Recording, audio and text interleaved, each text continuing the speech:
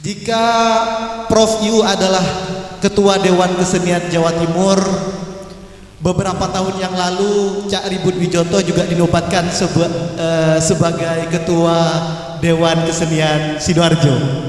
Dan hari ini beliau akan menyampaikan banyak hal. Teman-teman memiliki kesempatan besar nantinya di akhir penyampaian Cak Ribut akan diberikan sesi diskusi yang ini adalah kesempatan kita bersama yang diberikan oleh komunitas masyarakat lumpur untuk kita berekspresi lebih leluasa tentang dunia kesusastraan. Kepada Cak Ribut, waktu disilahkan. Assalamualaikum warahmatullahi wabarakatuh. Tidak perlu memperkenalkan diri ya, karena tadi sudah diperkenalkan. Ini saya kasih judul membaca puisi penyair Madura, karena tema yang disodorkan kepada saya dari Mas Helmi itu terlalu berat, yaitu membicarakan tentang penyair sastrawan terbaik di Madura. Itu satu hal yang sangat berat dan problematis, dilematis, debatable. Jadi saya ngambil yang lebih ringan, yaitu membaca puisi penyair Madura. Saya ngambil sumber data itu dari puisi-puisi yang dimuat di media online arsippenyairmadura.com. Di situ ada banyak data tentang puisi-puisi penyair Madura dan juga ulasan-ulasan tentang perpuisian kepenyairan di Madura. Saya ngambil khusus puisi yang berbahasa Indonesia, karena yang berbahasa Madura mohon maaf saya tidak paham. Ada banyak karya puisi di website tersebut. Saya ngambil puisi dari 26 penyair, tidak banyak. Ini saya ambil itu urut saja, dari yang awal sampai halaman 12 atau berapa gitu. Itu hanya sebagian kecil dari penyair Madura secara keseluruhan. Jadi yang saya bahas ini hanya sebagian kecil saja. Ini bukan yang nanti akan saya sampaikan, itu bukan kepenyairan di Madura secara menyeluruh, tapi hanya beberapa gejala dari 26 penyair tersebut. Ada 26 penyair, ada Awarid Rofi, Zainul Rahman, Faturozil Nuril Furqon, Edi Firmansyah, Mahwi Air Tawar, Asisi Sulung, Redu Basa, Royan Julian, J. Akid Lampak, Romzul Falah HM, Ahmad Lubaidillah, Fahrus Rafandi, Muhammad Tauhid Supratman, Sugi Muhammad Sahar, M. Helmi Prasetya, Sufi Wahyudianto, Selendang Sulaiman, Juwairah Mawardi, Indrayana, Rahem, Rara Sarari, Fatur Rosi, Hori M. Irawan, Humaidi, Sangat Ibrahim, dan Zamil El Mutahin.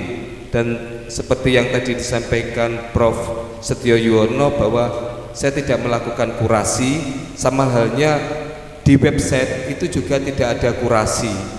Jadi mana-mana puisi yang bisa dijangkau itu ditampilkan dalam website, dan saya juga mengambil hal yang sama. Apa yang ada di website itu saya ambil. Jadi apakah ini merupakan penyair-penyair terbaik di Madura? Itu tidak. Pembacaan saya secara umum, seluruh karya puisi dari 26 penyair tersebut cukup bagus, tidak ada masalah dalam hal teknis berbahasa. Kadang kalau kita sedang belajar ya, masih memulai gitu, di yang dipisah dengan di yang disambung itu kita ada masalah di situ. Di puisi-puisi yang tampil ini itu tidak ada kesalahan-kesalahan teknis dalam berbahasa. Jadi teman-teman penyair Madura itu dalam hal ejaan, dalam hal struktur, sistematika dan lain-lain, itu sudah selesai. Tinggal bagaimana bahasanya sudah dikuasai, itu dipakai untuk menyampaikan makna. Puisi rata-rata juga di situ ada simbol, ada metafor, sehingga ada makna harafiah dan juga makna-makna konotatif, melampaui makna kamus. Seperti itu. Itu gejala umum di puisi-puisi para penyair Madura. Pembaca diajak berpetualang di dalam lautan tafsir. Ada banyak tafsir yang disampaikan oleh puisi, dan pembaca itu membaca lambang-lambang, kode, estetik maupun metafor. Nah, pembacaan saya itu tentu saja juga pembacaan yang sifatnya subjektif. Bisa jadi pembacaan saya berbeda dari pembacaan dari teman-teman. Citraan mulai dari gambar, bau, peristiwa, dan juga adegan, kemudian gerak, itu ada melekat di dalam puisi teman-teman penyair Madura. Paparannya runtut dan bisa diterima oleh akal. Itu secara umum dari karya puisi penyair-penyair Madura. Saya mulai dari puisi Zainul Rahman, di telungkup Mesopotamia, dan seperti kegelisahan lainnya Gulaiba, lamping-lamping sungai Trigis menyisir malam di rambutmu. Teman-teman kalau mengikuti kepenyairan di Indonesia, salah satu penyair sangat terkenal adalah Acep Zamzam Nur. Nah, puisi Zainul Rahman ini satu level dengan puisi dari Acep Zamzam Nur. Puisi-puisi terbaik Acep yang pernah dimuat di jurnal Kalam maupun di antologi puisi Saya Menjadi Penyair Lagi, itu kurang lebih satu level dengan puisi dari Zainul Rahman. Nah, ini tentu pencapaian bagus dari puisi para penyair di Madura. Jadi level dari karya penyair Madura itu sudah sama dengan penyair Acep yang sudah sangat terkenal.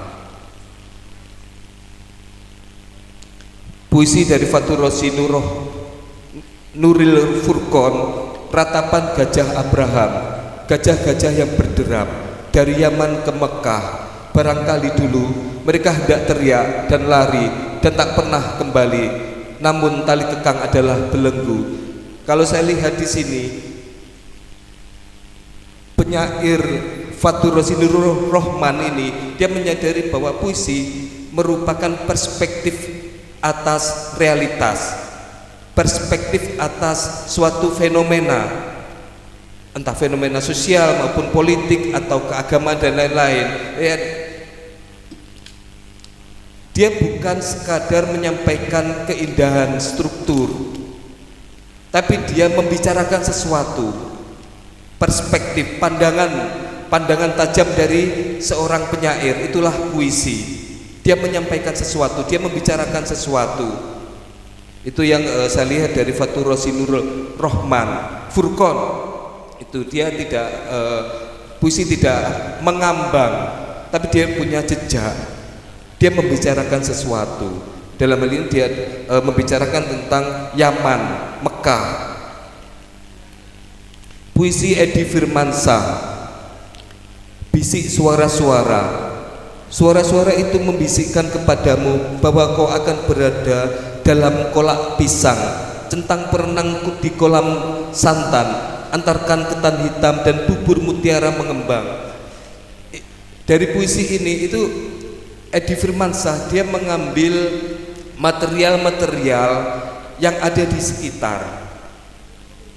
Di sini dia mengambil makanan. Saya membaca puisi Edi Firmansyah itu saya teringat dengan puisinya Desa Wawiri Imron yang mengelupas apa itu serabi atau apa saya lupa, makanan yang seharusnya itu di dalam makanan tersebut itu pisang, tapi di dalamnya ternyata seorang bayi. Nah, saya lihat ini ada nyambung antara puisi Edi Firmansyah dengan puisinya Desawawi Imron. Ini tentu satu hal yang bagus karena sebagai sesama penyair Madura, senior juniornya itu melanjutkan tradisi yang sudah diciptakan oleh seniornya, melakukan pengembangan lebih lanjut. Kita kalau berbicara puisi sebagai sebuah karya kreatif, di situ ada tradisi dan inovasi.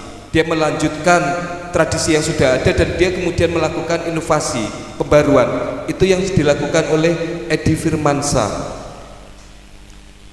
Puisi Redu Basa, sebatang rumput di tangan Sunan Bonang.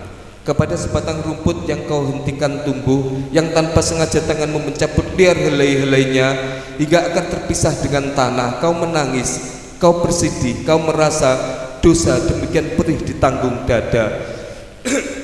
Saya melihat Redu Basa itu hampir sama yang tadi di penyair awal tadi. Dia berpijak pada kultur.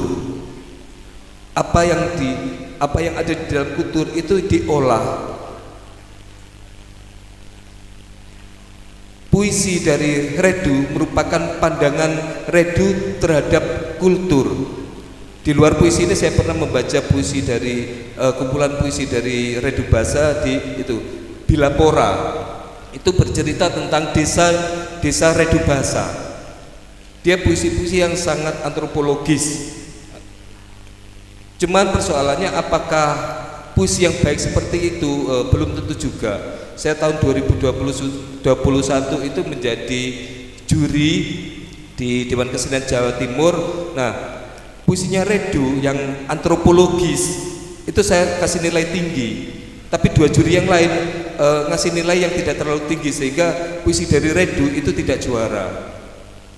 Jadi tidak selalu puisi yang antropologis itu sangat bagus, dia hanya bersanding dengan bentuk-bentuk puisi yang lain sama bagusnya, tinggal kita memilih yang mana.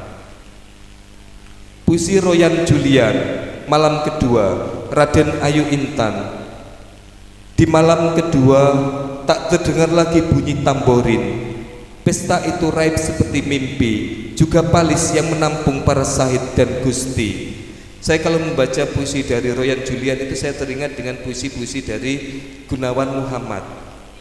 Puisi dari Gunawan Muhammad itu seringkali berbicara tentang tokoh, berbicara tentang ketokohan, aspek manusia dari seorang tokoh yang selalu tidak selalu dilihat selalu sukses, selalu sebagai seorang pahlawan, tapi pada riwayat tokoh tersebut ada getir, mungkin juga ada kebimbangan. Nah, puisi Royan itu mengingatkan saya kepada puisi-puisi Gunawan Muhammad, cara melihat persoalan, cara memilih apa yang perlu dibahas di dalam puisi, cara membahasakan objek. Apakah Royan belajar kepada Gunawan Muhammad atau tidak, itu satu hal yang berbeda. Jadi ini pembacaan subjektif saya. Jadi puisi dari Royan itu mengingatkan saya kepada puisi-puisi dari Gunawan Muhammad, dan seperti yang dilakukan oleh tadi Edi Firmansyah, ini satu hal yang sangat diperbolehkan, yaitu mengembangkan tradisi puisi yang sudah ada, berpijak dari tradisi puisi yang sudah dikerjakan oleh Gunawan Muhammad. Royan Julian melakukan pengembangan. Ketika sudah dilakukan pengembangan, maka bisa diharapkan nanti akan menghasilkan kematangan yang berbeda. Puisi Akid Lampak, pada alismu selebar cerita dituliskan, berjudul Pohon Rindu yang Rindang, meneduhi hasrat seorang lelaki yang lama dibasahi sunyi. Puisi ini mengingatkan saya pada salah satu penyair yang cukup berhasil juga dari Madura, yaitu Jamal Dirahman. Puisi Jamal Dirahman itu Air Mata Diam, itu cara berbahasanya itu membuat saya membaca puisi Akid Lampak ini membuat saya teringat dengan model puisi dari Jamal Dirahman. Apakah ada hubungan antara Akid Lampak dengan Jamal Dirahman? Apakah Akid Lampak secara sengaja belajar dari Jamal Dirahman? Itu satu hal yang lain. Tapi saya sebagai pembaca, saya menafsirkan seperti itu. Jamal Dirahman itu seringkali dia berawal pada tubuh manusia dan juga alam. Nah, perpaduan dari ini itu dipakai untuk membahasakan sesuatu, memaparkan sesuatu, apa yang menjadi pikiran dari Jamal Dirahman. Tapi kalau saya lihat dari puisi Akid Lampak yang lain, dia memakai pola yang berbeda. Jadi bisa jadi ini sebuah ketidaksengajaan. Puisi Ahmad Lubaidillah, Perkara di Tengah Pagebluk, puisi 1. Hampir beberapa pekan kepala berputar sendiri menimang kecemasan perihal jalan raya yang mulai sengsara disepikan dari perangkat rencana dan tujuan bla bla bla bla bla. Puisi dari Ahmad Lubaidillah ini sangat prosais, berbeda dengan puisi dari penyair-penyair sebelumnya. Ini prosais, di sini tanda-tanda itu seperti disemburkan. Pola-pola seperti ini tentu menghasilkan pembacaan yang berbeda, tafsir yang berbeda dari puisi-puisi yang model liris. Puisi Fahruz Refendi, Pintu, melipat waktu dan kubuka pintu, menaruh kenangan yang sempat singgah pada angan. Nah, ini yang kalau ini itu mengingatkan saya kepada puisi-puisi dari Abdul Hadi WM. Puisi Abdul Hadi WM itu sublim, sunyi, banyak ruang kosong. Nah, pembaca itu mengisi ruang-ruang kosong tersebut. Nah, ini tentu sama, apakah ini melanjutkan dari tradisi Abdul Hadi WM itu belum tentu. Tapi kalau saya lihat ini pola-pola puitiknya, cara membahasakan, cara memilih diksi, itu mengingatkan saya kepada tradisi puisi yang sudah dikerjakan oleh Abdul Hadi WM. Puisi M. Tauhid Supratman, Corona Intelektual, buat drugs.id, berjemaah di Google Translate, bermunajat di Google Scholar, demi indeks Scopus, indeks Sinta, mutilasi nalar, pandemi Corona Intelektual. Ini sebuah kerja bagus dari penyair Tauhid Supratman, yaitu dia menangkap perkembangan zaman. Dia menangkap perkembangan zaman dan dijadikan kode bahasa estetik, dijadikan simbol, dijadikan lambang dari puisi. Ini kalau ini dilanjutkan, dia akan menghasilkan sesuatu yang berbeda dari tradisi-tradisi sebelumnya. Karena kita berbicara tentang diksi, pilihan kata.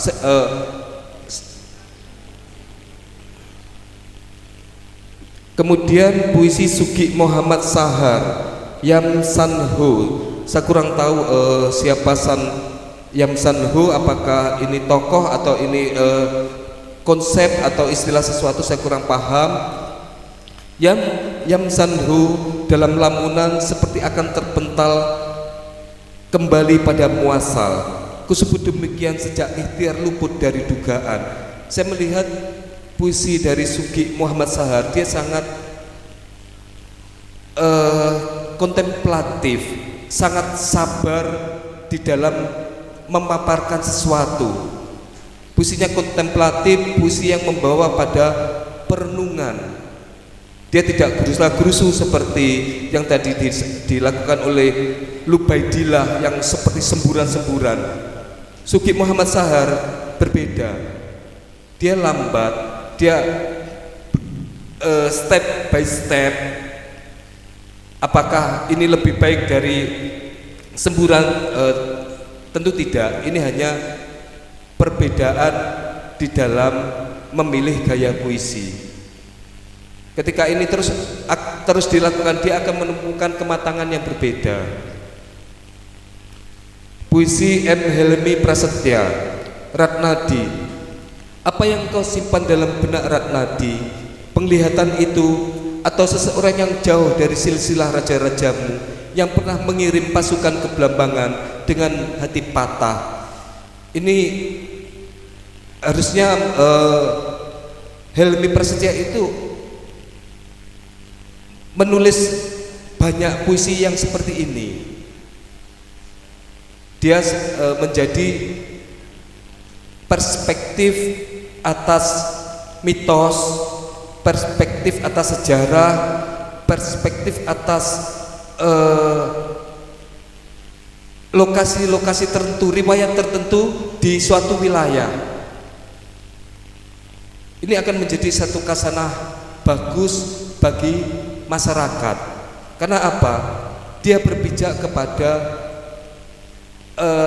apa-apa yang ada di suatu masyarakat, mitologi-mitologinya. Dan Helmi Prasetya itu tidak hanya memaparkan, dia memasukkan suatu pandangan, satu kesan, sehingga membaca puisi dari Helmi itu tidak hanya mendapatkan apa mitologinya, apa sejarahnya, tapi apa di balik itu. Di sini terlihat pasukan ke Blambangan dengan patah hati. Ada satu sisi yang manusiawi, aspek kemanusiaan yang include, melekat di dalam puisi ini. Harusnya ada banyak puisi seperti ini sehingga Madura atau Bangkalan itu terekam di dalam puisi. Puisi Sufi Wahyudianto, jika hidup adalah penderitaan, saya akan mengunyahnya dengan sedikit garam. Ini puisi-puisi yang memiliki konteks sosial cukup kuat. Dia ya sama seperti perspektif atas suatu gejala sosial. Kalau baca seperti puisi ini, kita teringat dengan Wiji Tukul. Pada Desa Wawi Imrob sendiri sebenarnya dia juga tidak selalu pro dengan pemerintah. Sambut Sari. Dia tidak selalu pro dengan pemerintah, tapi dia juga melakukan kritik-kritik terhadap pemerintahan. Puisi Sengat Ibrahim, Sabda Hujan.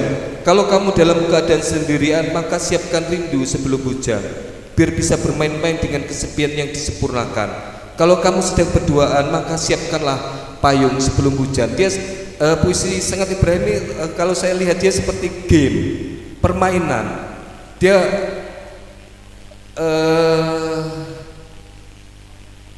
kita masuk ke puisinya Sengat itu, kita masuk dalam sebuah struktur, sebuah keteraturan, sama seperti kita bermain permainan game.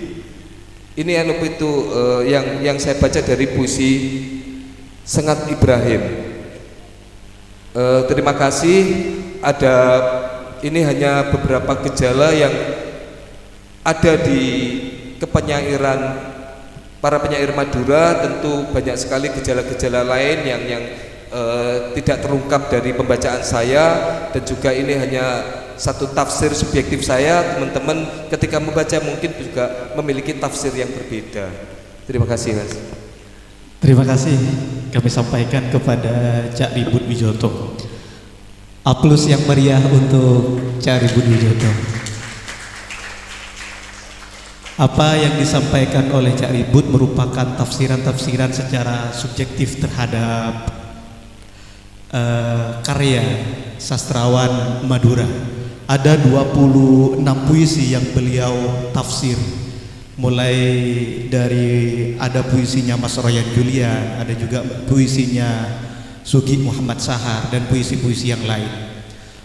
Ini adalah kesempatan kita dan teman-teman ketika kita hari ini merasakan ada sebuah motivasi besar ketika diadakan perayaan karya sastrawan Madura 2024 oleh masyarakat Lumpur. Ini merupakan sebuah motivasi untuk kita bahwa kita diharapkan untuk selalu berkarya untuk kedepannya. Ini akan membuktikan bahwa Madura di dalam dunia kesusastraan, kebudayaan akan selalu hidup dari waktu ke waktu. Kira-kira seperti itu. Apa yang perihal sejarah sastra, apa yang disampaikan oleh Cak Ribut Wijoto tadi sangat tepat dengan kaitannya apa yang pernah dikatakan oleh Parkin, bahwa sejarah sastra itu merupakan sintesis dari sejarah sastra dan kritik sastra.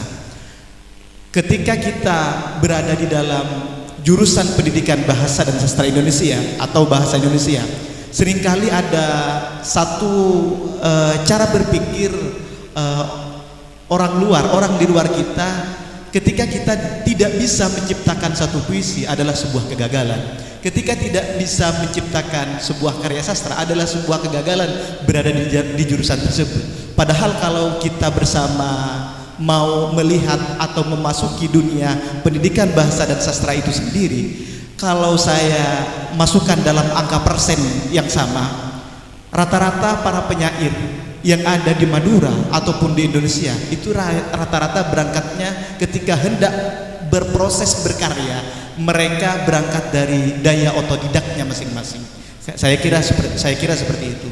Maka ketika kita berada di jurusan pendidikan bahasa dan sastra Indonesia, tepatnya adalah kita bersama ini teman-teman, itu tidak melulu tentang bagaimana kita berkarya, tapi kita dalam angka persen 70% mungkin itu masuk dalam pembuatan bagaimana kita dilatih untuk membuat kritik sastra atau apresiasi sastra, seperti itu. Apresiasi sastra dan kritik sastra.